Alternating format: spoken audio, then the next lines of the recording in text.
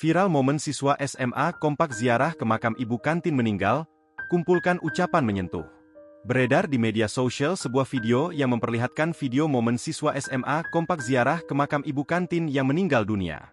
Selain ziarah, para siswa SMA itu mengumpulkan tulisan ucapan menyentuh dari para murid sebagai rasa terima kasih kepada ibu kantin tersebut.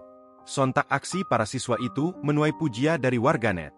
Dalam video yang diunggah oleh pemilik akun Instagram Folksheet, memperlihatkan suasana kantin yang tampak sepi.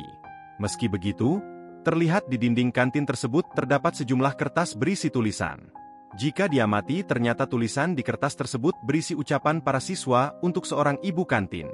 Rupanya para siswa SMA itu memberikan ucapan duka kepada ibu kantin yang meninggal dunia. Diketahui sosok ibu kantin yang meninggal dunia itu bernama Nurul Maslikah, akrab disapa Mbak Rul. Dalam video itu juga dibagikan foto ucapan belasungkawa kepada ibu kantin bernama Nurul Maslikah tersebut. Adapun para siswa SMA yang memberikan ucapan belasungkawa itu merupakan pelajar dari SMA Negeri 2 Trenggalek. Selain memberikan ucapan duka, para siswa SMA itu juga ziarah ke makam ibu kantin tersebut. Terlihat sejumlah siswa SMA mengerumuni makam ibu kantin tersebut.